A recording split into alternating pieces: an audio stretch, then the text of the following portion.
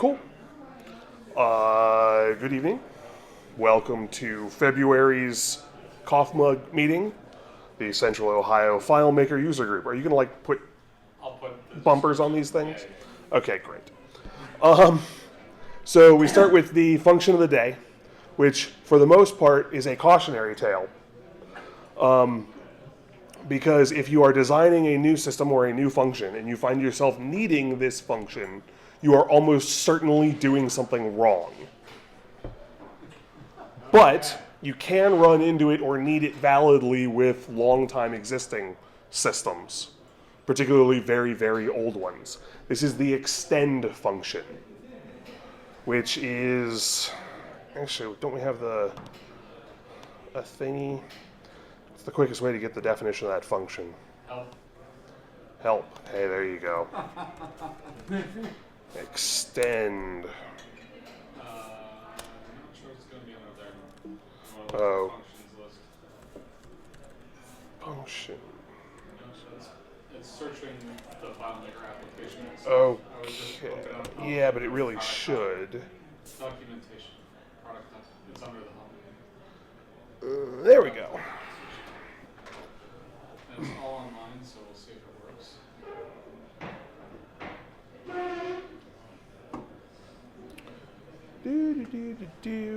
FileMaker 15. That should be functions reference.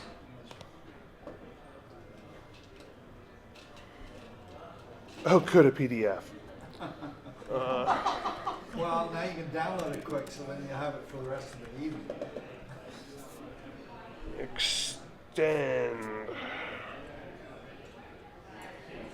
Extend. Okay.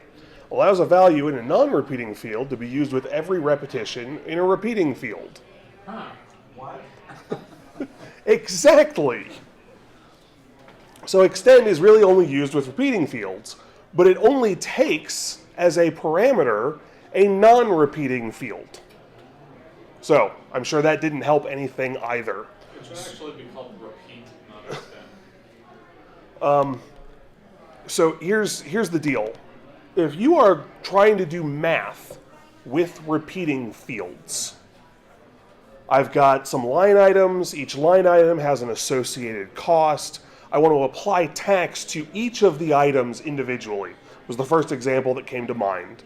So I'm going to calculate the line item tax value and then total these two and get a line item total value and then total the whole thing at the bottom. Fairly straightforward use case. Today, you should not be using repeating fields for this. But if you've got an old system that's still using repeating fields, you might have to mess with this. So if I was using repeating fields from way back when, each of those rows would be a repeated value in the one row. So I actually set it up using the repeating fields. So this is one repeating field, line item description with 10 repetitions. So basically each column Each row in the thing is a repetition of that particular. Right. So all of that works fine on the first row, but then we bump into this problem where this line item tax is multiplying this times this to get this. And it works on the first row and fails for everything else. And the reason is, in at least black box terms in FileMaker, this value right here is treated as though it exists only on repetition 1. And so when you multiply it by a repeating field, you get the correct multiplication on the first one, but to do this, you'd actually have to make this a repeating field that would have the same value on every single one. Well, that's a pain in the tail. That's what you use extend for. And so when you extend this in the calculation, so this line item tax here, line item tax is doing the line item cost times the tax rate. And that doesn't work. But if I say, take that tax rate and extend it, this now becomes a repeating value with the same value in every single repetition. You don't have to designate how many repetitions there are as many repetitions as you need. But this value it can be 1,000 repetitions. It'll just handle it. But this now will work. And so when we look at this, we're getting a line item tax for each of these calculated, and then the math works. But you're also getting a bunch of zeros where there's no values. You can fix that. That's a case in your thing. But just That's to a function for go, next month. well, it's showing that it has no limit. Like, it'll just keep repeating through all of your Yep. Because technically this value now carries all the way down, and since one of the values exists, it will go ahead and calculate these now. But the point is, this is what you use extend for. And to reiterate one more time, if you're doing this kind of math in repeating fields, you're almost certainly doing it wrong. But this is also, if you see that function being used somewhere with some old system that was using repeating fields, this is what it's there for. Oh geez, like 2? It said version 6 or earlier, which version 6 just means the documentation is where they started paying attention. Yeah, I mean we heavily used repeating fields in 2 and 1. That's what we had instead of relational. It was repeating fields and lookups. And so maybe not 1. It strikes me as the kind of thing that they'd missed the first time around. And so you'd end up with like a repeating calculation that said have this value or something like that. So, and I haven't done anything with invoices and stuff like that in FileMaker. So, to do it right or correctly now, relational table. Relational table. Subtable, each line. Yeah. Nope. But you used to have to do it this way. Good. Do you need green? No. Do you need any more? Or are you? I'll take them.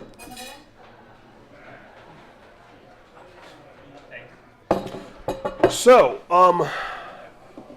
if I recall correctly, most of you were here when I very first teased this technology that I was playing with that seemed kind of neat, and we haven't done a really substantive look at it since. So, let me bring out FMPerception. Hierarch is now the name of the company, not the name of the solution.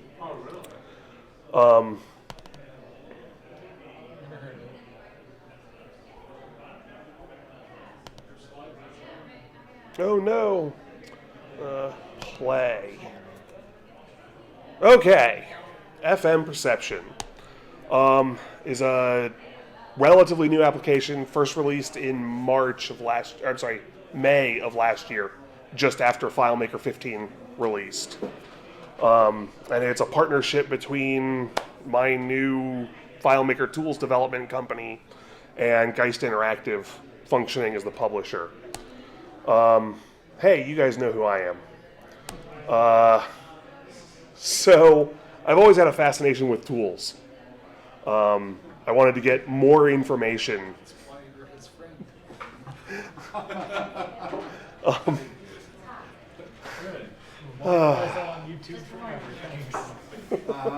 Yes, but nobody knows who he's pointing at. There's no antecedent to the pronoun you. Joe. So, if anybody's played with FM X-ray specs for layout stuff, there was also an FM X-ray tables that didn't get a whole lot of traffic. You know the guy who made those? Yeah. Neat stuff. Thank you. Those are the kinds of things that really got me going, was having the ability to get the information that I wanted really, really quickly. And a lot of that was driven by the fact that I'd really have loved to use a full DDR tool for a lot of that stuff, but they're just too slow. So why are they so slow? Now the glib answer is, well, because they're using FileMaker. But that's not actually the story. if you're using FileMaker as a tool, FileMaker requires that the data be there for you to find it. So if you want to do a find in a table, the data's already got to be there, which means that these FileMaker-based DDR tools have to bring in all the data for all the different possible questions you could ever want to ask before they can let you ask your first question. So once the prep work is done, FileMaker's quite fast in manipulating all of that data. But the problem is bringing it all in, and it's going to bring in all the data even if you only want to answer one question. And so what I wanted to know is, could you do a DDR tool that waited until you provided your intent before it would go hunt the data down? Like, just pull just what you need from the DDR so that you can get back to work and move on as quickly as possible. So that produced FMPerception, the fastest, most accurate database utility for searching, analyzing, and maintaining FileMaker custom apps. What we really want to focus on is making sure that A, you can get the data that you need so that you're making decisions based upon the right information, but that B, that information is up to date. A lot of people are using the existing DDR tools, pulling the data in, and if they're lucky, they're updating those things once a week. So you run a search, and the search gives you an answer, but then you have to filter that answer through the knowledge of everything that you've done since the last time you updated the data. And now you're trying to remember and guess and things like that. And so we want to avoid all of that. So progressive analysis technique. So current and accurate information about your FileMaker application structure. Runs on Mac OS and Windows. On Mac, the whole thing was written in ground-up Swift. There's a little bit of Objective-C behind the scenes. The Windows version was all written from the ground up in C# for .NET. So native code gets us the fastest performance I can possibly get, which is very, very nice. So that really takes care of the slides. I think it's much more fun to watch the thing work. So here's the current version of FMPerception, and when I pop this open, I get then it wants to know where a DDR is. So let's go ahead and look at, say, this one. Oh, I didn't actually make that DDR. Let's go back, because this part of the demo is set up for people who don't know what a DDR is. But you guys all know what a DDR is, right? Okay. So I go, okay. I cheated. I have a script here that'll generate a DDR. So I just hit Command 1, and it does that. This is using the Monkey Bread software plugin. There's also some stuff on the Geist Interactive website that uses AppleScript to do the same thing. So I've got a brand new, completely fresh DDR on the desktop right here. So I can go back to FMPerception, go to the desktop, open this summary file, and say open. It's about 100 megabyte DDR, and it's done. So what's it done? All it's done is taken the XML for the DDR and loaded it into RAM and then stopped. It doesn't really want to know anything else about it yet because it's waiting for us to tell it what we want to know. Except it's told you all of the summary information. Well, yes. That entire red column you have to populate sometime. Yeah, well, almost all of this is populated from this, which was in the summary file itself. Okay. This is the information that's in the summary. It's the same columns, for the most part, that you would get from the HTML DDR. When you bring it up, it first gives you a list of the files and goes, here's these basic numbers. Okay. So even at this point, it knows almost nothing about the DDR itself. Again, it's just loaded into RAM. When I click here to bring up a list of tables, that's when it's going to go out and say, okay, DDR, what are your tables? Please tell me about them. And it will grab that information. Done. Okay, that was about 150 to 200 queries to get that information, because it didn't just get the names of the tables. It grabbed the FileMaker internal ID, the number of fields, the number of records at the time that the DDR was generated, a count and list of all of the table occurrences for that particular table.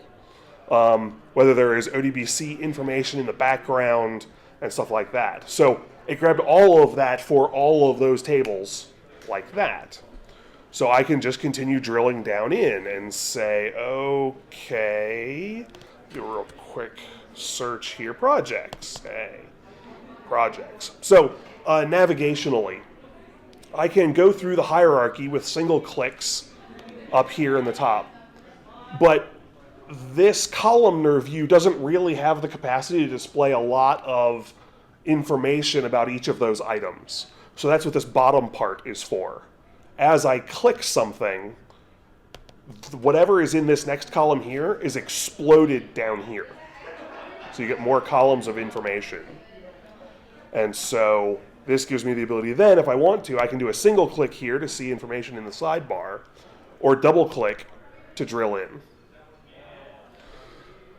So let's go back here. Let me see, projects. Hey, projects.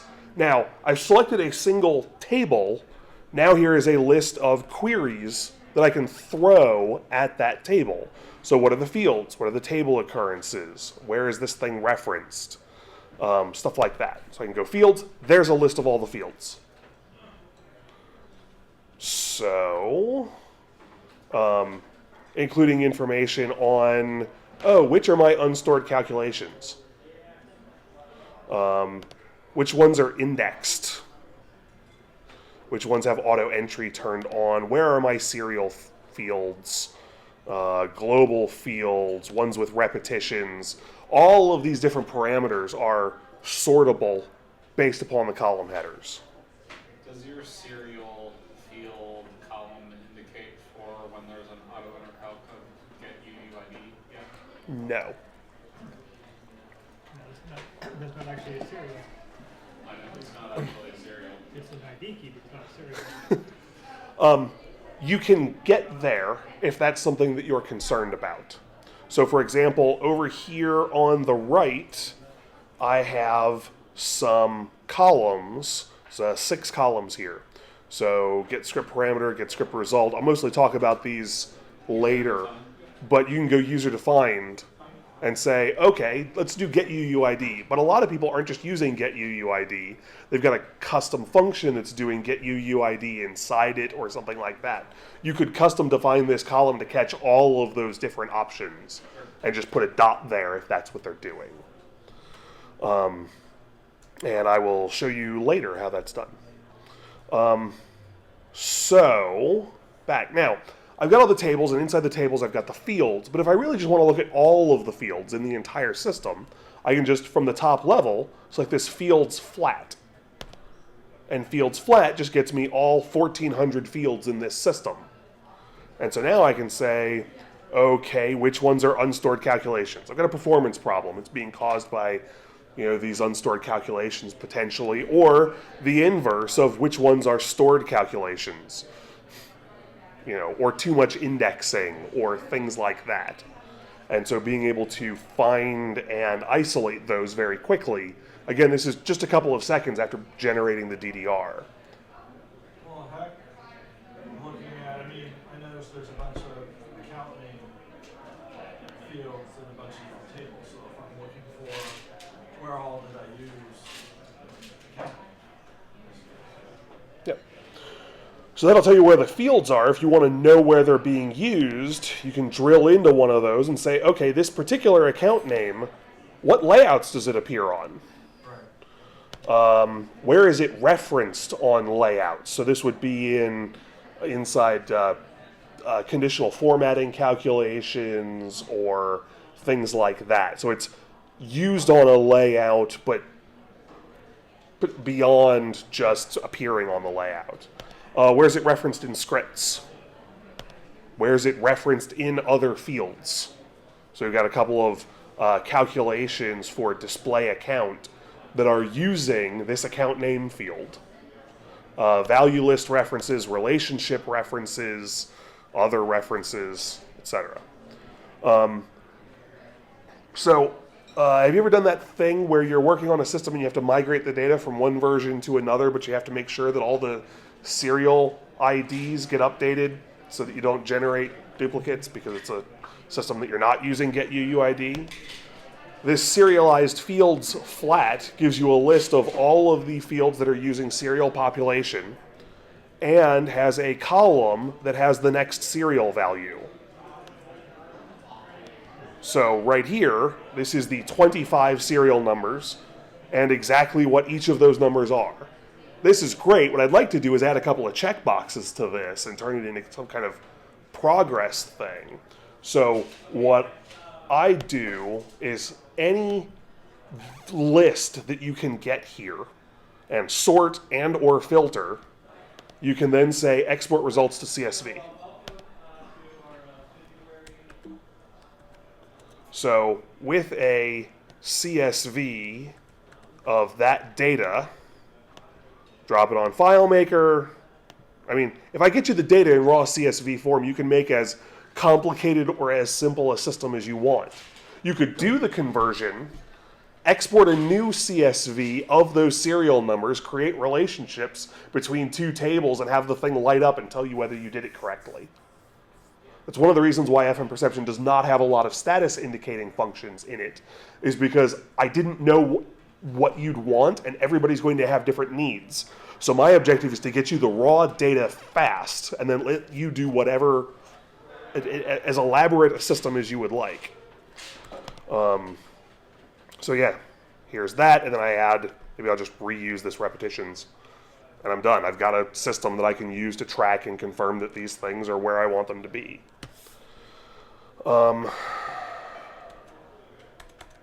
So, now we've gone through tables and fields, so we've got layouts, and the layouts and folders does it hierarchically the way the folder structure for layouts happens in FileMaker. So I can drill in, so these are the desktop layouts, and these are the account-related ones, and then here's specific layouts. But in some cases, what I really want is just a list of all of the layouts regardless of where they appear, and that's what this layouts flat does. And one of the columns here has a path. So for this particular layout, it is in the desktop layouts / accounts folder path. So you can go backwards and say, okay, I found the one that I want, now where do I go? But for each of these layouts, it did hundreds of queries. So I've got the number of objects on each layout. 672 objects on this layout. That might be something that would be worthy of some simplification. Which of my layouts are using layout triggers? Which of my layouts are using which themes? Is this FM starting point? Yes. So which particular themes are being used? So not only are each of the columns sortable, every single column in the entire system is sortable, but they're also reorderable. So if you're messing with this and what you really want is just these 3 columns and everything else off to the right, you can grab those 3 columns, put them exactly where you want, and run. Also, because we're using native code, we can do things like have resizable sections. So if I want to completely hide the hierarchy and ignore it entirely, I can make my interface this way, and this is what I'm looking at. And I can double click to drill down. I can also use this arrow to go back up the hierarchy and double click through these. For layouts, do you ignore separator layouts? No. So maybe I did. Maybe he doesn't have any. For the most part, no, I don't. Within FileMaker terms, they're real layouts. It was also, we used to use the hyphen as a separator back in the earlier stuff, and there might be things on those layouts. You even used to be able to write scripts that would say, go to a layout that just has the hyphen name. Now you can't select that layout in a go to layout, but But you can still put stuff on those layouts. You can still put stuff on those layouts. You can still get there with get to go to next layout. I knew somebody Will that still work? Layout number by calculation will do it. Okay. I knew somebody who thought that was a great way to disable layouts. Awesome. What, just rename the, They had like 60 layouts in their file renamed with hyphens. So wait, was that the only name? I mean, just like, No, they had like all their active layouts with names and like, oh, we don't need this one anymore, but we'll keep it just in case. So let's give it a hyphen. Oh my god. wonderful. So, which layouts are using custom styles? What's the defined width? Quick find. So which layouts have quick find turned on as an option? Which layouts are not available in the layout pop-up menu? Show indicator, save record, all these little settings that you could have weird behavior. If you've got it messed up on one of them, we surface all of those things and then make them sortable. And my experience has been that if you can sort a column in a click or two, most of the time you don't need to be able to specifically search by that column because you can isolate the ones that you want and move on. Fix them. And then what Todd does is once you've fixed it, re-export a new DDR, and then under this file menu, there's a refresh option. And the refresh option goes back to the exact same location that it found the original DDR and reloads the DDR from that location and brings you back to the same spot. So if you're going through and fixing things on a layout, you can fix things on 3 layouts, re-export the DDR, hit the refresh, and watch them disappear. I was gonna sort of ask you that. Yep. Is what I've used DDRs, I mean, exporting to HTML and no special tools is, I'm looking to remove a field or something, and okay, I think I got all 15 different things of these? Did I really get them all? Yes. Yep. What's still? Absolutely. And that's why they use the Apple script, is you can tie in the Apple script as a system level service. So Todd has a key command that exports a DDR, then comes back to FMPerception and hits the refresh. That he can basically run from any application. So if he's over in his text editor making some notes, he can go, okay, let's see if it worked. Dink, update, and watch it refresh. So on a particular layout, let's take that big nasty one. 672 items. What are the layout objects on here? And so here is the 672 layout objects. I'd like to point out that it's kind of funny that your icon for a rectangle is a circle. It's a circle. The left column yeah. icon Yeah. for a rectangle. So any of the raw shapes, I did that with. Yeah. Yeah. Well, once you point out the weirdness, I have to point out that it makes sense. No matter how far you have to reach to make it happen. Nah. Well, I can throw in a bunch more icons, but it's really just kind of noise. Most of the time you care about shapes or you don't care about shapes, and they're all named. So I It can... makes sense, because look, you got the button, you're pushing down on, the arrow with the pushing on. Quote text or quotation marks. Can you sort on those icons? Not on the icons, you can sort on the names, and the names will get it. So there's the rectangles. Assuming you did a good job of naming your stuff. Sure. These aren't by those names. This name is the name that I've given it. So this rectangle horizontal is, for the rectangles, I further describe them by whether they are taller than they are wide or whether they are square. Right, that's Yep. because you named them that way. What I'm saying is somebody else who's not as proficient as you may not name No. stuff. No. I hear what Dave said. Right over, somewhere over here is the layout object name. Where did it go? Object name right there. Oh, right here. There's the object name. These objects have no names Okay. per se. I calculated this. So this layout object is a rectangle. And as a rectangle, it is wider than it is tall. So it is a horizontal rectangle. But that calculation isn't in FileMaker, it's in This calculation is in my tool. Okay. It's in here with you. So, Yeah. if it's a square, it should say square. We'd have to find one. I'm not sure. Well, I mean, that was all the rectangles. We'd have to find one. It probably does.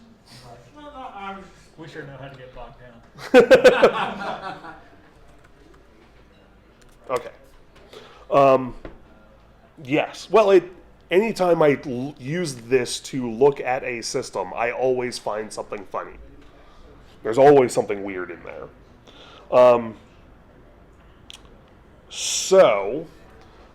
Let's go here. So scripts do the same thing as layouts. So I've got scripts in script folders and can run through it hierarchically. Or I can look at all the scripts flattened, which is easiest to search. And so for example, here I also got things like which of the scripts run with full access. Just filter them all to the top. These are the ones that I want. How many steps does this script have? Now, how many active steps does this script have? I.e., which remove the ones that were inactivated. Do you have any way to tell how much white space is in a script? Well, I don't necessarily have white space, but I do have comment steps. So this column right here. So looking at this active steps, if I look here, I've got an 111 line script with only one comment step. Do blank comments count? comments? The blank lines count as comments. Do they? Yeah. Oh, they do? They are in 15. They're comment lines. Yeah, they're empty comments. Okay. Oh, Yep. really? Yeah. Okay. Why you can command or shift pound on That's an a intense script. Well, let's take a look at it. So we just double click, and there's the steps. And now I can look at these steps. Yeah, I gotta tilt this thing back. There we go. So Beep, beep. Beep beep.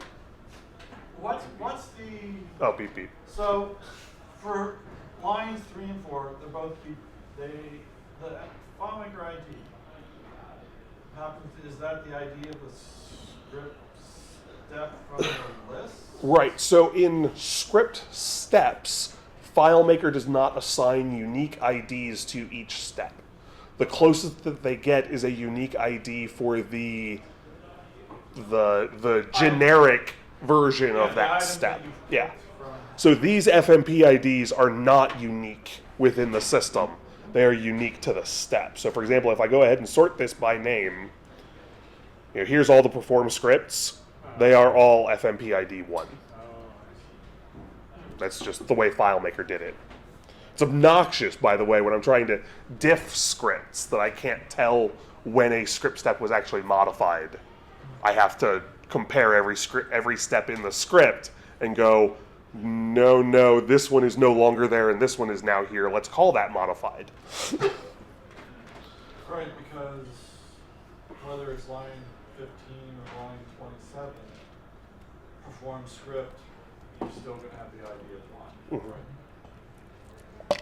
Yeah, when I'm comparing fields, I can use the internal IDs to sync in and line up those two things and tell if the field was deleted and replaced by another one that has the exact same name and the exact same definition, but a different FileMaker ID. Right. So, if now where this gets really interesting here, so steps, active steps, inactive steps, comment steps. Does this script call other scripts? Does this script have subscripts? Does this script call scripts in another file? Does the script call scripts in another file that call scripts in another file? I haven't found that yet, but Is it good? yeah. Yeah. I don't enter, sorry. Nope. Does this script use perform script on server? Does this script use halt script? Halt script is really powerful, but it's also a nuke to your call stack. So I like to be aware of when systems are calling halt script. It's something that's one of those pieces of information that I'd like to surface because I need to keep track of it. Okay, so, and I don't do a lot of, do some scripting that's fairly straightforward. If I'm like 5 levels down, that's the amount called 5, I halt script, I've just blown the whole stack out. Yes, it'll stop it stops all scripts. Okay, You Yeah. can use exit script to go back up to the next level. that's what I figured, but Yeah. the way he was talking, I want to make sure I'm, Yeah. Halt script halts all scripts right then. Yes. Except for timers. Except Well, it will halt a timer script that is running, but it will still timer. Yeah. This is a more recent addition. It wasn't there in any of the earlier versions, which is a simplified cyclomatic complexity. You also listen to the podcast. now this is simplified. The not the term is simplified. The way we're calculating it is simplified. okay. Anybody know what cyclomatic complexity is? No, I have no idea. Oh, okay. So cyclomatic complexity is an expression for the number of paths that are possible through the code. oh, okay. Okay, so if you got a bunch of ifs and if-elses and things like that, more specifically, it is a expression of the number of test cases that would be required to test every possible path through the code. I've talked to a number of developers who like having this because when they see this number climb up, it's telling them that there's too much going on in a single script. There's just too much going on here. I've got tons of different cases and things like that. I need to break this down into smaller, more easily digestible chunks. You get these down to 3s or 4s, and then you just have a script that calls 10 scripts in sequence. Well, that's a very simple script because that script has one path through. And that each of those individual scripts then just has 2 or 3 test cases to make sure that that script works. And you can move on. So if I have one case statement that has 10 different options, that would be, No. And that's why it's simplified complexity, because it's not looking inside your calculation function definitions. Or not the like if you do an if script step, and that if script step contains a case, it doesn't use the cases. It just looks at the if script step. Okay, so FileMaker has code that operates at 2 levels. There's that script level, and then there's kind of the calculation function level. right? And for this, I'm ignoring the calculation function level. So if you have a 300-line case statement in an if, you totally each could. one perform script, then that's, yeah, Right. okay. I'm ignoring that at this point. You've got an if and an end if. That's one secondary path. So you would need one where the if comes out true and one where the if comes out false, and you covered your testing. That's going to be a cyclomatic complexity of 2, I bet. But that 300-line case statement is just ignored. So here are the scripts that use exit script and returns a result. So these scripts are expecting to pass data back to whoever called them. These scripts use getScript parameter. They're expecting to have data passed into them. These use getScriptResult. They're expecting to call a script and get something back from it. These use the evaluate function, which can present performance issues. Very powerful, potentially problematic. This is the only script in this entire system that uses execute SQL. Thank you. If I want to make sure that my SQL is good or that my SQL isn't getting broken someplace, looking at that script will resolve that question for me. Particularly if I'm looking at a system that I've never worked with before. Now, the last 6 of those are changeable in the preferences. I describe these as flagged functions. And so what you can do is actually come in here and say, okay, what I really want is that user-defined to column over here. I want that to flag on the, what's a good common function? What case? There we go. So that's saved. I come down here. Now, it didn't immediately update because as you're going through FMPerception, it's caching your results. So even if you hit one of these queries that takes a couple of seconds, it will store that data so the second time through, it won't take longer. But what it also means is if you want this to happen, I need to go ahead and hit refresh. So I hit refresh, it runs back out to the DDR, reloads it into memory, and then runs that back through the same progression to get to the same place with this, and then I apply that sort, and there you go, user-defined 2. Here's all the scripts that use the case statement. It's actually a surprisingly small number. These values are also defined in the preferences for the application. So you don't have to go through and reset them every time you load a new DDR or something like that. These are not window specific. Now, the other fun thing here is that you can stack multiple items into the same area. So when I'm looking for execute SQL, I also have in this system a custom function from the SQL Sugar collection of custom functions that also does an execute SQL. So I want it to check those too, because those count as an execute SQL. If any of those pop up, I want to know about it. And so that's what these are flagged for. That row and the row below it is what you consider a stack. Right, yes, because I defined the same column that I want to put a dot in for both of these. This will basically do an OR for searching for this function call. So, and we're not limited to the amount of, I mean, Nope. we could add 5 or 10 more execute SQL Yep. variations. Yep, and just every single version of execute SQL function or a custom function that you've ever seen, just keep sticking them in there. Right. And there's also a restore defaults. If you want to stack something up and do something crazy. One of my favorite things to do with this user-defined 1 and user-defined 2 is if I've got a function that I need to turn into something else, bad function, I need to turn it into good function, put the bad function in user-defined 1, put the good function in user-defined 2, and keep working until you've moved all the dots over. Just keep refreshing the thing, and you'll see your progress, and when they're all over there, you've covered them all. Now this is just looking at scripts. We'd have to go beyond to look into other categories. Have you thought about having, well, let me put it this way. You mentioned that those definitions are application specific.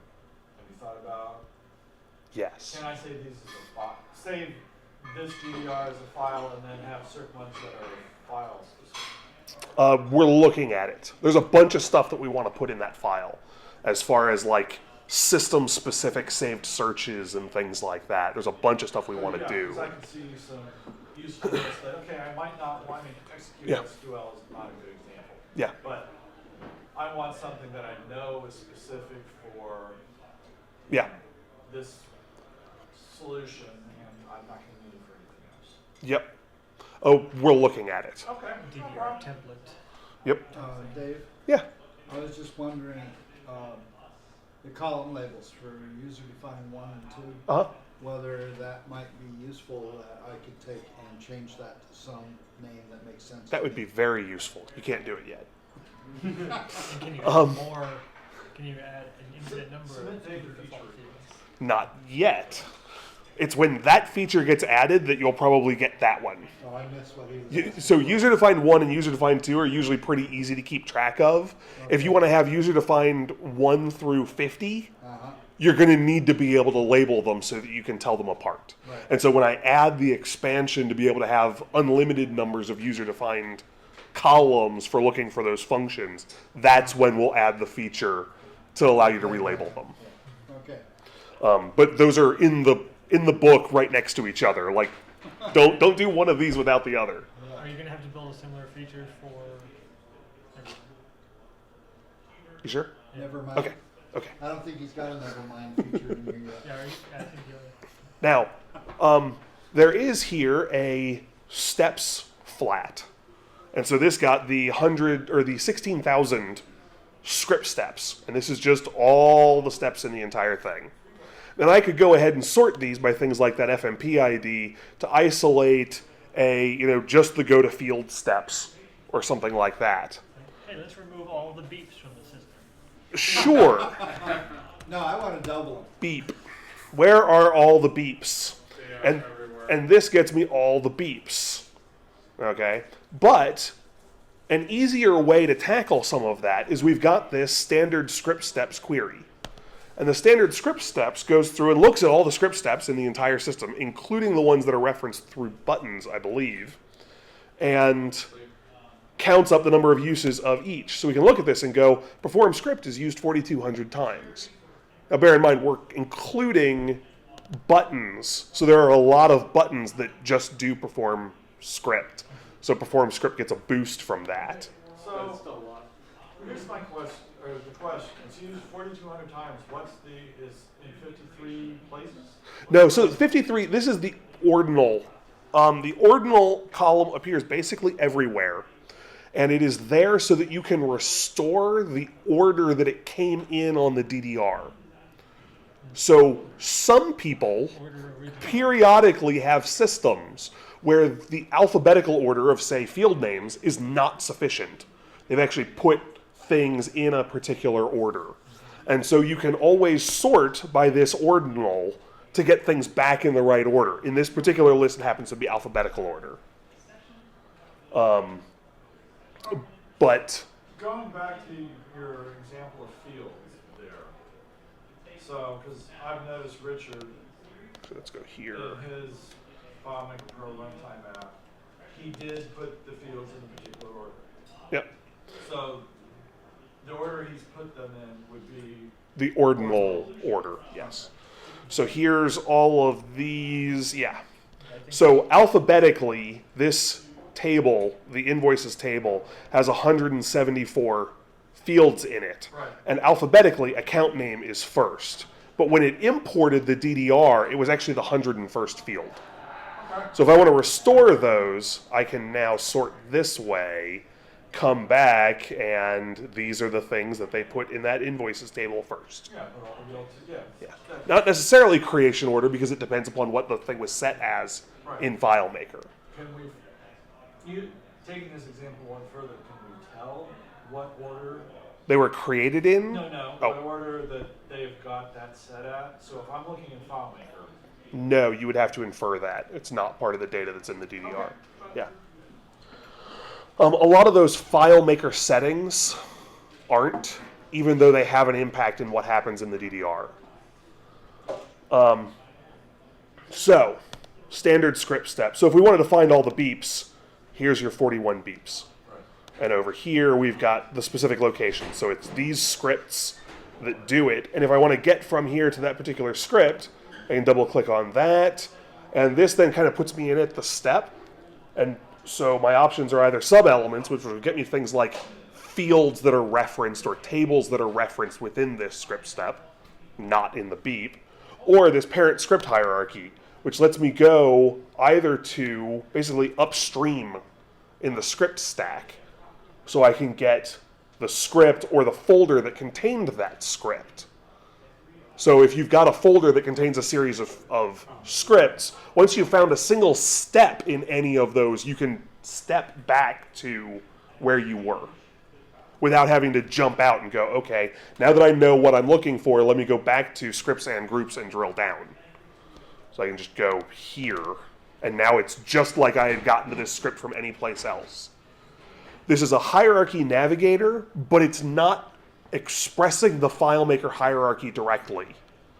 So the best way to think of it is to approach these as, I have found an object, what are the queries I can run on it? Right.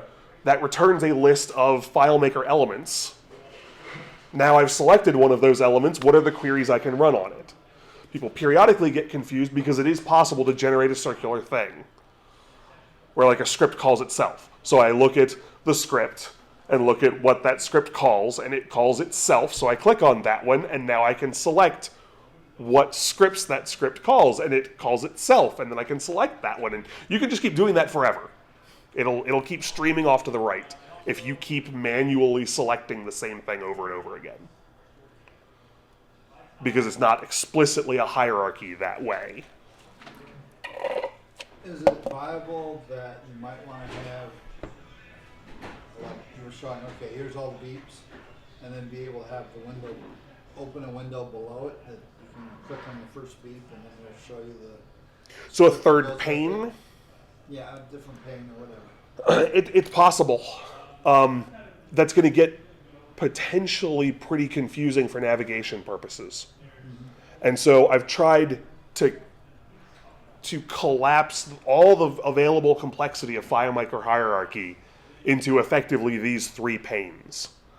I got tons of opportunity to add more stuff, but I need to. It would be tough to figure out exactly how far to push that, if that makes sense. In a lot of cases, what the details for that item that you might be looking for will be here in this sidebar. Because of screen real estate, I've been generally avoiding. But if you look at, say, a particular script, a lot of these columns are turned back into stuff. So kind of, there's your data. And then if you want more information, instead of kind of having it in a third pane, you just double click and it'll give you more info. Yeah, I mean, Yeah. obviously you can get there, but I was just wondering whether I tend to want to be able to, like when I'm using a browser, Right. I'd rather open a new tab and leave the old one there. Yes. I'm looking at some kind of either tab-based thing or the ability to spawn a second window that is connected in the background to the same DDR. Like sharing data sets between those two. Could be really cool. We're not there yet. Yeah. I'm looking for something. Function flags. Script call chain. Let's look at the scripts real quick. So here's a script, 64 steps. And there's a lot of stuff going on here. So we got a lot of go to, is it still sorted by name or something? Okay. So perform scripts, set fields. There's a lot going on here, and I'm not the one who wrote this, so I kind of want to see how this all fits together. So what I've got is this. Let me blow this back up. There is an option here for a call chain diagram. And so this shows me upstream and downstream what scripts this script calls and what scripts can call this one. So if I'm trying to figure out how all this fits together, this is very helpful. Now this star right here, little hard to see, but there's a little gold star next to this one right here. That indicates that that particular script runs with full access privileges. A little folder symbol next to the thing will tell you that this script is actually in a completely different file than the one you started in. So if you've got a script that calls scripts in a bunch of different places, trying to track all of that together can be tough. Because some of these names can get a little silly, mousing over it blows it up and will show you the complete name for the script, what file it's coming out of. You can collapse stuff that you don't care about anymore. Or follow the path. Or just follow the path. And clicking... This is a fairly simple path. Yeah. Clicking on this is just like I had selected that script at that top level list. And so I can actually go through and say, okay, now let me take a look at the steps for that script. What's going on here? And then I can go back up, and as I go back up, I'll go right back into the diagram. I can even select, for example, this one, and then rebuild the call chain diagram from that perspective. So you can kind of trace your way up the chain, look using the diagram to visually map what's going on, find the top level thing, and then look at the map and see what's going on. This is the one that got added late last year. So we had our standard script steps. This is what we were looking at before. We've also got standard functions. So all the standard FileMaker calculation functions and how often each of them are being used. Get has a certain advantage. If being used very often else case, this get window mode tells me that somebody's spending a lot of time caring about that. And if I want to isolate all of those, I can just do that. And so I've got them in these buttons. There's things that are on fields. If there were menu items or something like that that were calling these functions, it would all be in here. So custom functions. So standard function is any function In the function list. FileMaker standard library. Okay. Well, I figured. So custom functions, there's all the custom functions in the system, count of parameters, the calculation text.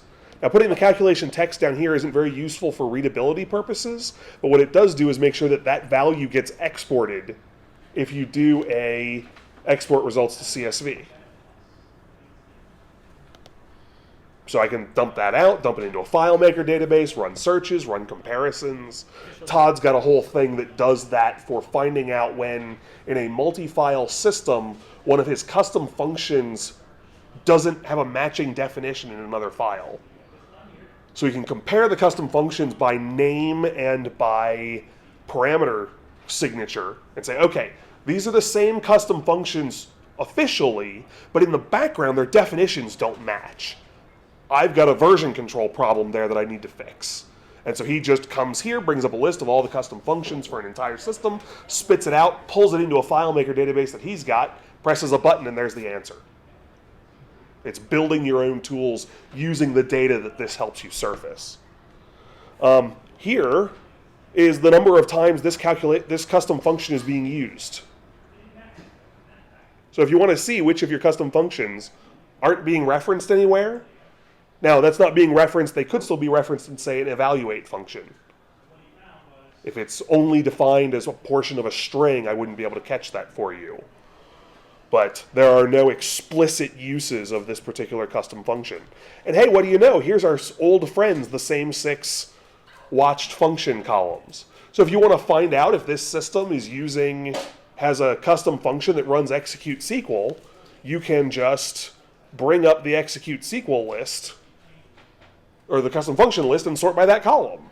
Anything that you find, you go back to the preferences, put those in the list, and now you've expanded what it's looking for when it watches for execute SQL in all the other cases. Is there something for being able to identify when recursion occurs? Recursion, not explicitly, no. But if you drill into a custom function, let me go here. So here's like this SQL execute.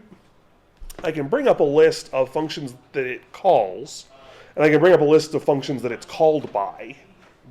And if you start seeing the same name in both of those, there is recursion. Okay. Now, one of the things that's fun here is, let me try this one. So this param calls param and reserve, and it is called by this at function and param. So we've got a recursive function in there. Now, have you ever had that problem where you try and move a custom function from one system to another and the definition breaks because it had a dependency that you didn't know about? Well, that's what this function family does. It spiders up and down the hierarchy of custom functions, locating everything that calls in either direction so that it finds the totality of this family of functions. Now, here's the 4. So if you were to copy those 4 and stick them into a FileMaker database, if you move them together, their definitions will remain intact. What would be really awesome is if I could just grab these 4 and do it. Well, if you right-click on those selected items, I can copy for FileMaker. So I hit copy for FileMaker, I come over, I bring up my FileMaker database that I was previously working with, I go to custom functions and hit paste. And those 4 custom functions come right in, and they're all happy. That's fun. So FMPerception will copy and paste anything that FileMaker can copy and paste. So custom functions, scripts, script steps, tables, field definitions, layout objects, including the hierarchy, and value lists in 16. So that's fun. That's one of my favorite features. If you are interested in looking at the XML for some of these things, there is an option here in this right click to just copy the XML text of that node. So you can take that, throw it into a text editor, and take a look at what's going on behind the scenes if there's some sort of information that you're looking for. I like this plugin functions thing because this goes out and finds all of the plugin functions referenced in this system. So if I find, when you have an opportunity, can I get some more water? Thank you very much. If I pop in here and see 18 custom functions being referenced from different plugins, 18 plugin functions referenced from different plugins, I know that somebody's doing a lot of external work. And that this system also has a number of dependencies to external files. But I can also find exactly where those things are being done, where those things are being used. So if you're trying to kill off an old custom or an old plugin to migrate to a new plugin, this is a really easy way to isolate those things and just move. You might want to switch off of that. It's got your license key. Can you see the license key? It's being recorded. Oh, when I moused over it. Okay, gotcha. We might have to go fix that. Free license key. Yeah. So here's a fun one that, to the best of my knowledge, is unique to FMPerception.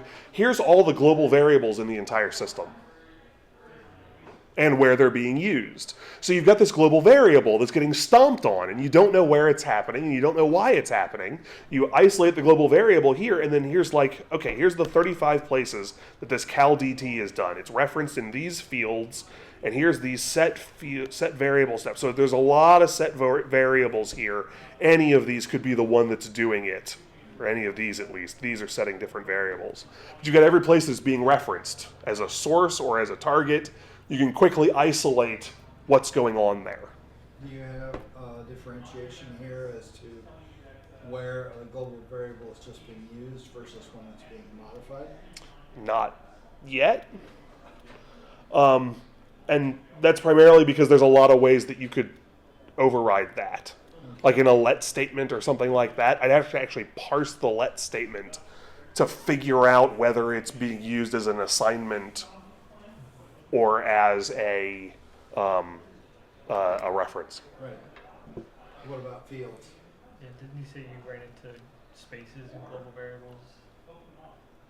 Yeah, you can use spaces in global variable names. My space name.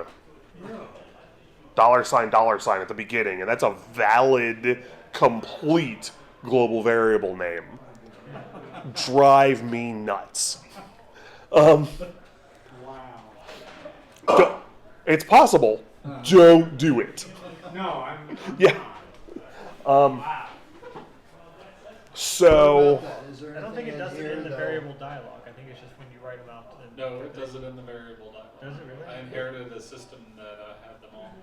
It was like $sign day of week, and it was all spaced out. But you could find those pretty easily here. Can you find the person's name who did that? Yeah. So you can. This will probably work. I don't have an example here to test, but looking at the list of global variables, then you could just run a search for space, and it would isolate those for you. So a list of relationships, list of table occurrences, external data sources if it's tapping into some other external file. Like this is a single file system, but there's still an external data source sitting in there. He's got something in there. Accounts. Accounts is a lot of fun because it surfaces a lot of that data that you'd really like to have when you're looking at accounts, and you normally have to double click on every account to find out what the answer is or generate some other kind of DDR. So is the account active? What privilege set is being used? Because you can't sort accounts by privilege set in FileMaker. In here you can. Does this account have an empty password? So people are allowed to do it. Do they have is the change password next login. So you set up a bunch of accounts, you email people that they can get in, and here's their temporary password, and they've got it set to override next time, and you can go in here and find out who hasn't been doing it, who hasn't logged into the system since those things happened.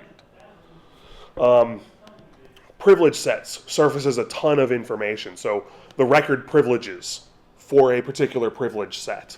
You can very quickly, who's got script creation privileges, things like that. So extended privileges, menus, value lists. I've got a separate icon for each type of value list. So you can isolate the static ones from the ones that are taken from a table, and there's a third icon for ones that are being pulled from another file. File access themes. Themes is a lot of fun. So when we look at the themes, by the way, fun one, the FileMaker internal ID on themes is not a decimal value. It is expressed in hexadecimal. So the FileMaker internal ID in the DDR can be OF. Or 0F. That's a perfectly valid one. So I've expressed it in both ways here in this list. So these are the themes. Here are the custom styles in each of the themes. Here are the number of layouts that those themes are being used on. Here's the number of default styled objects that are using those themes. Here are the number of objects using those themes but with custom styles applied. And stuff like that. So you can drill in and get if you got 5 objects that are 5 layout objects sitting somewhere in the system that are using a weird theme in a weird way, you can isolate those 5 things, find exactly where they are, fix them, and then refresh and make sure it's done. Now here's a freeform text search. So this is I know what I want, but I have no idea where it is. This is another one of those spots where Todd had a really cool idea for how to use it, because what he does is he tags objects that are incomplete with do not release. He can leave that as a comment on a field definition, as a comment in a script, as a chunk of text on a layout. And so before he releases a system, he'll run a search for do not release. In this case, let me do error. No. Version of a fixed one. Yeah. Actually, it wasn't error that I wanted, although it found them. It's this that I wanted. The word warning. Let me look at all the warning references. It takes a couple of seconds because it's searching 100 megabytes of XML to find them, and then converting each of the things it found back into a navigable object that we can look at. So here's some script steps, and then here's some text on layout objects that has the text warning in it. These are comments about warnings, and then here are actual show custom dialogues that contain the text warning in that. So what? Missing is also I'm sorry? missing Oh. or finding broken. And so what happens is before Todd releases a new version of FMQBO for the QuickBooks Online connector, he will come in here, run a search for do not release, address each of the things as they're done, and before he releases, he goes ahead and runs another DDR and pulls it into here to make sure that they've all disappeared. That fixing something didn't surface something else or something weird, or that in the process something else didn't get broken. So here are some classic ones, unreferenced objects. So if you want to get a list of fields that aren't being talked to anywhere, bear in mind that just because it's unreferenced does not explicitly mean that it's unused. So if you're using it in a poorly designed execute SQL statement, or you're using an evaluate function or something like that, there could be references to or uses of the field that are not references. Or if you have ODBC coming in, Yep. it's not going to show up here. Absolutely. External connections, if you've got PHP stuff that's connecting in and addressing a particular field or a particular layout, that use is not going to appear here. Layouts, but there's still the option of things like go to layout by number, or go to layout and name by calculation. I'm not going to find that here. So before using this as an opportunity to go ahead and delete something, you probably want to go ahead and use this text search to go make sure that there aren't references to portions of that name or something like that. You could probably find pieces of it. Broken references. So these items down here are bigger and nastier queries that can take a couple of seconds, particularly in a big system. So they're isolated at the bottom of the list, and they have the name slow in them. So just on a huge system, watch out. Now this is FMPerception's version of slow. Like this broken references search took about 3 seconds. But if you've got a gigabyte system, that might take 30 seconds. And you're just going to be kind of stuck while you're waiting for that to finish. So broken references, so field missing references, function missing, unknown lines. Here's the 15 places where unknown appears. Go through, clean those up, refresh it, done. Unreferenced objects is actually a really good test case for that refresh function, because just because an object is unreferenced does not mean that it doesn't reference another object. So if I delete an unreferenced object, I may create new unreferenced objects. You can't just run this and be done. You run it, you fix stuff, and you run it again, and then you fix more things, and then you run it again and fix more things. It's a perfect test case for using FMPerception rather than a slower tool that also have the unreferenced objects, but it will take you hours between cycles in some cases for a large enough system. Now, we had, if we look up here, we had layouts, so scripts flat, and steps flat. We had layouts flat. There's no layout objects flat, except down here at the bottom. So I can go layout objects flat, gives me a list of every single layout object in the entire system. Which is a little slow, because it's so It takes a second. Well, it's also calculating a lot of stuff. For example, it's counting the number of CSS nodes that are overridden on each of those objects. So here are the local CSS properties. These items have 70 overridden CSS properties. That's going to cause a performance issue, particularly in something like WebDirect. But if you want to look at the whole system as a big chunk, you can just pop in here and say, okay, show me this list. But it won't calculate these numbers for layouts that you don't ask for until you come here. So all of that time is just skipped because we isolate what we're looking for. Okay, this one will take a second. Let me do this on a slightly smaller system. So this is one of my kind of brag test things. Hey Dave, Yeah? I have a consumer product question. Yes? Is there some kind of report card summary that you can show me of my DDR data? Why, yes, as a matter of fact, there is. Thank you, Joe. You should have spoken that more loudly into the microphone. The question was, is there some kind of report card? So a lot of users, so in a multi-file system, Does it grade on the curve? it does not assign letter grades. Oh, So It's decimal.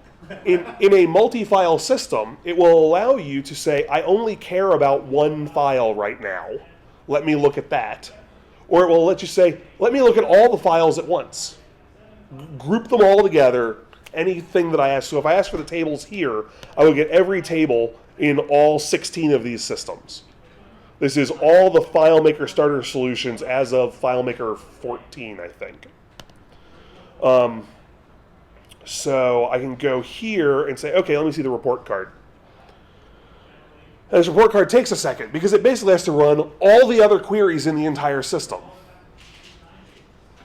And then aggregate those results. And again, this was the FMPerception version of slow. It's also multi-threaded by file, so large multi-file systems. It'll use as much processor power as you can throw at it. And so in this report card then, we've got kind of our roll-up numbers, but then we've got specific information about each of these things that we can dig into. For example, here is the total field count, 1,050 fields. 29 of them are serialized, 92 are global fields. That's actually 8.67% of the fields are globals, which is a little interesting. 468, so almost half of them are indexed. If we look here, 357 of them are calculations. And in those calculations, 289 of those are unstored. So 80% of the calculation fields in this entire system are unstored calculations versus these that are stored calculations. Now, if I mouse over this, I actually get a per file breakdown of those numbers. But I also have a little description where I tell you why I cared about this number. So unstored calculations can slow display when they are placed on layouts as their update occurs when they are displayed or referenced. So an unstored calculation, that's when its performance hit happens. Now sometimes a stored calculation, a lot of stored calculations, will hurt you when you try and do a record commit. Because at that point it's got to update all the various calculations and all the indexes that might be based off of those calculations. So there isn't a one's good and the other is bad. It's be aware of what's going on and how you've broken this down. Here are layouts, usable layouts. So here's where I exclude the separator layouts. So you can get a count there. Usable layouts that are available in the sidebar. Usable layouts with more than one portal. So Whim de Court looks at this as one of his metrics when he's looking for layouts that need to be optimized.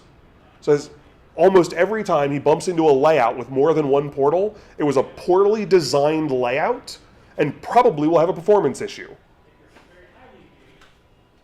I don't know if I've ever made a layout with less than 2 portals. I call him out by name there. This is his metric, but it's an interesting metric. Number of layout objects, those overridden CSS nodes, popovers. So how many popovers are there in the system? I find popovers to be an opportunity for hidden complexity in a system. As that popover count climbs, my concerns about what's going on these layouts get much greater faster. It's a really powerful tool. It's amazing.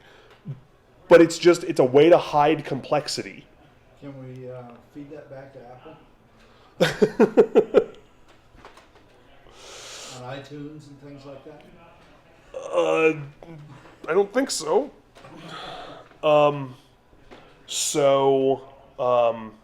Scripts, the maximum cyclomatic complexity. So if you've got a big multi-file system, you can just go here, and so it's calculating that cyclomatic complexity for every single active script. 3.4% of the steps are comments. Huh, interesting. None of them are, for lack of a better term, commented out, deactivated. Right. And this again is in these FileMaker starter solutions. And what's interesting here is I did isolate white space steps from comment steps. So comment steps and then white space steps. So custom functions, multi-file custom functions. So I look at custom functions that share names between all the files that are in here. So you can see whether you've got something that you have to worry about there or whether all the custom functions are unique by file, in which case you just don't have to worry about that problem. The kind of dashboard for the other DDR systems seems to be largely driven on highlighting for you problem things that you should fix.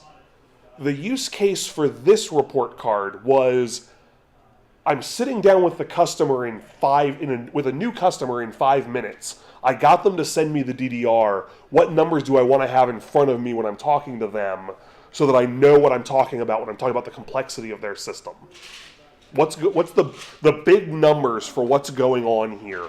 I want to know. Plugin functions, global variables. So we got the global variables, but one of the things Todd really wanted to know was how pervasive are they? I can have 5 global variables, but if every single script talks to those global variables, I've got a support and maintenance problem, potentially. Not definitively, but potentially. Todd's had a lot of experience with systems where the global variables are just poorly organized and poorly managed. And so a large number of custom functions that are dug in everywhere is something that he wants to know about early because it's going to affect all of his estimating. Whereas a system that only has custom functions touching 5% of objects is much simpler to deal with. So looking at this, what's kind of interesting here is 40% of the scripts in the FileMaker starter solutions talk to global variables one way or another. 40%. Huh. That's an interesting number. Now, granted, it has to do with their setting variables related to the platform that you're on and things like that, and then using that all over the place. So it doesn't explicitly mean disorganized. Like I said, none of these are definitively bad. They're just interesting to know. So what's the contact points? So the contact points, so it's counting basically the number of uses. So 91 global variables are referenced or edited 1,779 times. Okay, so on average, each of the global variables is touched 20 times. I've got the numbers. Let me show you, because it's a little interesting. So looking at the other numbers that you have there, I could possibly guess that a global variable is more likely to be looked at, touched, or whatnot on an object, layout object. Layout objects and scripts. Right, but I mean, Yep. Yeah. for the most, Mhm. since layout objects, got 576 there. Well, also bear in mind that this is scripts, not script steps. Okay. Okay? So, like, these numbers added up don't equal this number. Relationship graph. So, table occurrences with 0 relationships. And by the way, I was saying you can kind of mouse over these things and get the details. You can also click on any of them and it'll just bring up the list. The report is completely navigable while it's in system. External data sources, accounts. Okay, this was fun. You ever had a system where somebody changed something and nobody will cop to it? And step one is finding out who actually has edit privileges for that kind of thing. It's actually complicated to find out in FileMaker who can do that, because first you have to isolate the privilege sets that are capable of doing that. Then from those privilege sets, find the active accounts that are tied to those privilege sets, and those are the users who would be capable of performing that action. That's an actually relatively complex query. And so FMPerception does that and says, okay, we've got these accounts. Here's the number of inactive accounts. If that inactive account number gets really high, it's a maintenance issue. Somebody's not cleaning these things up when they're not being used. The number of active accounts. Are they being externally authenticated? Which of those accounts have full administrative access? Or how many? Like, I'm looking at this, and basically, all the active accounts have full administrative access. Well, in this case, it's because they are boilerplate example systems. But if I saw this in a customer's system, I'd go, hey, here's an opportunity for us to clean some stuff up for you guys. Guest access, again, those blank passwords, standard privileges, so one of the 3 standard FileMaker privilege sets versus the custom privileges. So has the customer gone through and done this kind of assignment yet? Files with default accounts. So all of these files will open themselves using default accounts. So that's another thing that I want to know about when I'm looking at what's happening with accounts. Actually, turns out down here in privilege sets is where I did this. So there are 16 privilege sets with record edit access, and that translates to 16 active accounts. Again, they're all admin. But this will actually figure out for you. So who's got record edit access, layout edit access, script edit access, and value list edit access. You can get very quickly to a list of users who are capable of doing that. Because I just click, and this is a list of the accounts. Again, they're all admins in this case. But in a more complicated system, it's really helpful. Basically out of time. I got one last thing that I want to show you if I can hang on to you guys for an extra minute. Is Bills too, anyways. Hey Dave, I have a product consumer question. what's that? So I consume the product FileMaker Server 15, which has a handy new feature called the top call stats log. But I don't know how to consume the data. What? The top call Have you stats tried log. Notepad? So FileMaker Server 15 will keep track, if you tell it to, of what's consuming the most time on the server. And it does this in a manner that is periodically difficult to deal with. One of the things is, as a security feature, it doesn't record the names of scripts or layouts or fields that are being accessed.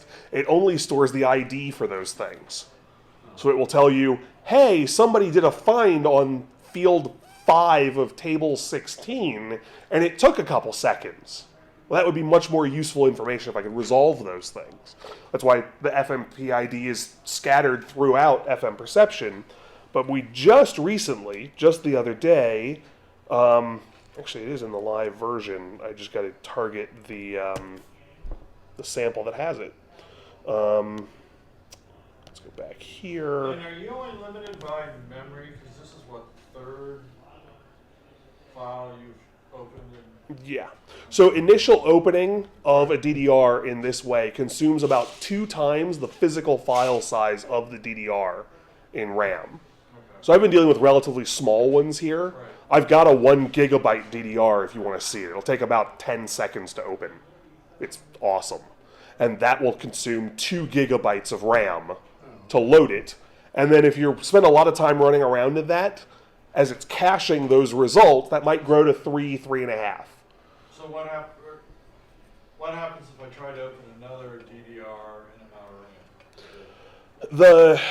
On the Windows side, I'm not entirely sure. On the Mac side, Apple seems to, in the same way that it'll like compress memory that's not being used, I think Apple is applying that to the document model. So the window that's behind will be slow to restore, but it'll start reusing RAM, as far as I can tell. I've opened multiple 1 gigabyte DDRs on a machine that didn't have enough RAM to handle it. Okay. I'm just curious more than anything else. So, top call stats. The way that you tell it to parse this top call stats file is just stick it in the same folder with your DDR. You open the DDR normally and it goes, hey, there's top call stats in there. I'll load that while I'm at it. And so I can go in and just say, hey, look, now I've got this top call stats log option that lights up. It wasn't in the previous ones. And so I can look at this information like here is the data that's in the log. And so it says, okay, we've got, it's a little tough to see, more screen real estate helps. The operation that was being performed on the server, like here's a perform script on server. And that's, but it doesn't have the script information. Thank you. And that took 60 seconds. But so that's a little time consuming. But again, same sortable columns so you can see which things are actually pushing a large quantity of network data. So in and out. Ins, the biggest ones are going to be when people pass a container field value to the server. You can get huge in values there. But what we started with in the log was this. Table 130, loading some records. And this over here, this target mapped, went through and basically every ID that it could find in the DDR, it converted and put back in place. Any ID that it couldn't, it left untouched, like this library. FileMaker hasn't yet told us what the library is or where those numbers come from. So I just leave the number there. Right. Well, we've got some requests in for stuff like that. And so this then has a series of kind of sub-summary sections that you can run on this stuff. So what operation is taking the most time? Or downloading data from the server is appearing on the list most often. This top lines is the most time-consuming thing for each time sample that it takes gets tagged as a top line. And so if you can see something that takes a lot of time but doesn't run very often, or something that takes a little bit of time but is appearing on the chart constantly. This is not a full performance analysis tool. Like every single thing that you do isn't captured. It's only consuming tracking the most time-consuming thing. So that's top call stats. One last thing that I wanted to show. If I remember correctly, that was a really easy feature. Yeah, that took 2.5 months to put in. It was non-trivial. It's a large quantity of data, and then I realized that FileMaker localized those logs. So if your server is in a different language, the log is in a different language. And I'm still dealing with that one. But the feature's out. Everybody's happy. It was a Saturday afternoon, and he just knocked it Everybody out. in North Memphis. So, Dave, I got Yeah. a question on this top stats thing. Uh-huh.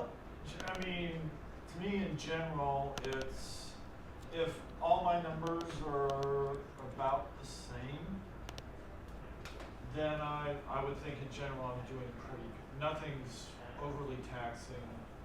No, Like even, if the numbers are the same and small, right. then you're good.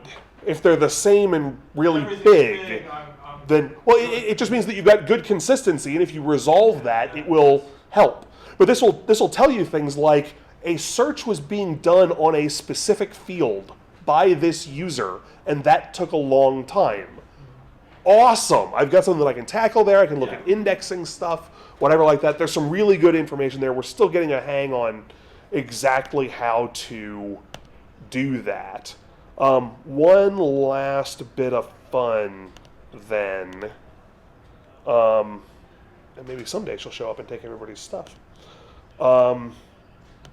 If I look at this, oh, I am in the wrong version. The next version of FMPerception has a bunch of speed improvements, but one of the things that it particularly hits is we added a new top-level query, and that is this calculations list. Takes a couple of seconds to bring up. Probably checks for Checks. So, in particular, we were looking at layout objects. And layout objects can collect calculation strings all over the place. There's hide and show, conditional formatting, parameters on triggers. They're all over the place. And if you pick up a layout object from one layout and move it to another one, even if the object looks like it works properly, you may have broken half a dozen calculations. Either, if you're lucky, you break them. If you're unlucky, they still work and they're following a 15 relationship string to get where they're going. And if you're really unlucky, it follows the 15 relationship string and doesn't visually show you anything wrong. The calculation is still succeeding, and so the value is still appearing and everything's great. You have this huge performance problem that you didn't see. We're seeing this in particular with like anchor buoy systems. You pick it up from one section of the system, because everything's connected to everything one way or the other. You move this thing over, and suddenly you've got things that are going through the anchor table, and huge performance problems. That's more of a selector And the connector issue. value that you're looking at that No, okay, right. Selector connector, still sorry. calculates may or may not be, for lack of a better term, out of range that you're expecting. Right. Because a lot of times when you're in development mode, you're just looking for the presence of a value. You're not thinking about the value. Yep. So layout objects in particular do that, but even things like fields in tables, you can successfully migrate a auto entry calculation, but the validation calculation broke. And so checking all of those things, a lot of those things fail silently on you when you're doing that migration. And so finding all of those things was proving complicated. So what I added was this list of calculations. So every single calculation expression in the entire database is in here. So in this FM starting point solution, 10,000 calculation strings. Okay, across the board in all of it. And so if we look here at this calc type, we got an auto enter calc definition, a calculation field definition.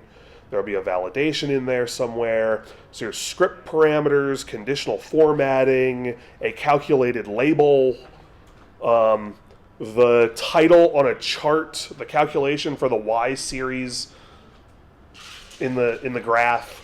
All of these things are generating calculation expressions. And so what I did first is said, okay, let's look at the calculation. We'll start with the starting table occurrence. We can look at the calculation text. First, what are our longest ones? Like, where's the longest, most complicated calculation in the entire thing? This is an 11,000 character calculation that's defined on a set variable source in a script. Okay? A single script step, 11,000 lines there. Here's a column that says, okay, when you migrate a lot of these things, FileMaker, if it breaks, FileMaker will comment out that calculation. Yeah. So this says, is the entire calculation a comment? Because if the entire calculation is a comment, that's probably garbage. Or something you really need to fix now. Yeah. Here's disconnected. So disconnected says, from the defined starting point, you can't get to every single field referenced here. Something is broken. Okay?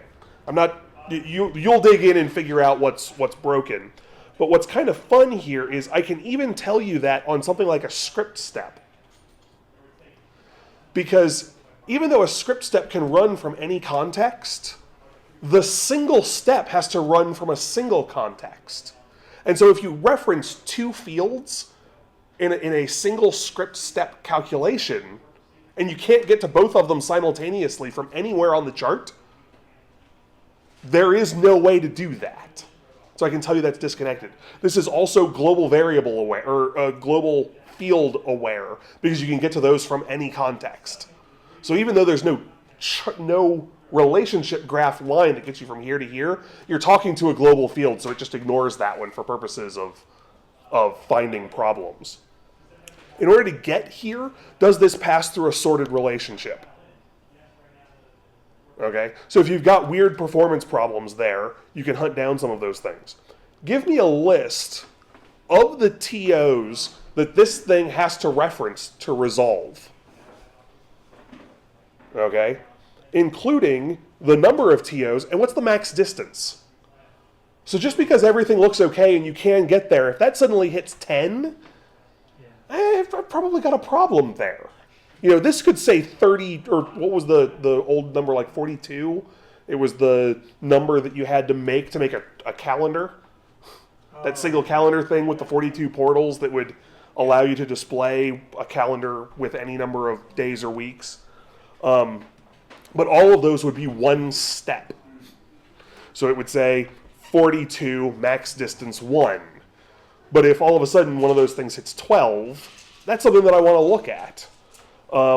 And for all of these calculations, I use the exact same set of those custom columns that you can define.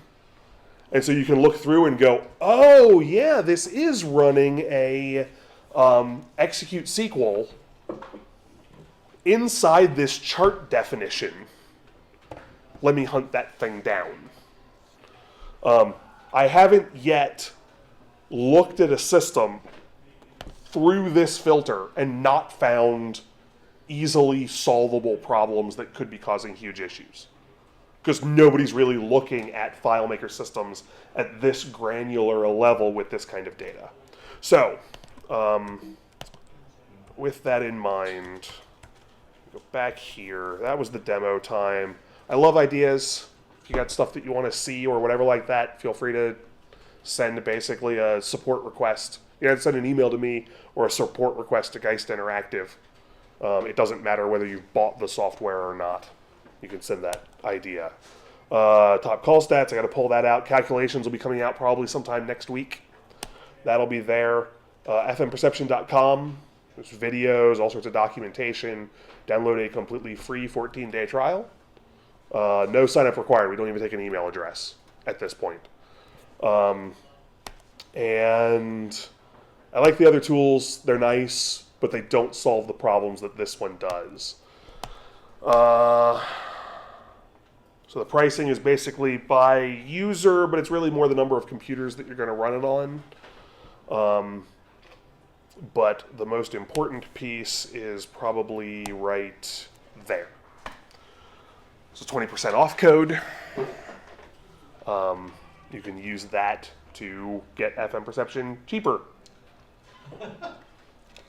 Please, by all means, use the discount code. So if I type in UG 2017-80, do I get 80% off? I don't think so, but you're welcome to try. If you succeed, we'll be having a conversation. But Do you have academic discounts by chance? that basically, Trying to talk my yeah. boss into. You can tell him this is the academic promo code. Yeah. Well, yeah, that's true. And functionally, it basically is. There's a slightly different code, but it ends up being 20%. UG is university grant. Yeah. 20%. Like I said, Mac and Windows works really well on both. They've got Platinum, well, I guess it doesn't matter because you can't get FM on Linux. right. Yep. Linux.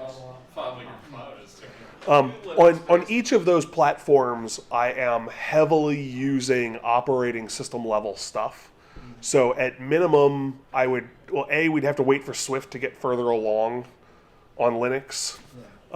You actually might, because I'm using very, very standard Windows stuff, you might be able to use some sort of wine type of thing to happily run the Windows version on Linux. Happily may be the wrong word, but Or, I mean, you could use Wine to run the Windows version on the Mac, too. you could. If you really wanted to. You could. There are different performance impacts in various spots. The Mac handles lots of open files at once better, just without performance slowdown, but there are elements of specific pieces of the way Windows processes the XML that are faster. So the Windows one is a little bit faster for an individual file. The Mac version is more fault tolerant. So bad or corrupt XML will be more likely to load properly on the Mac side than on the Windows side. So thank you all very much for your time and attention. And I'm sorry I ran long. You want to stop the record? Okay.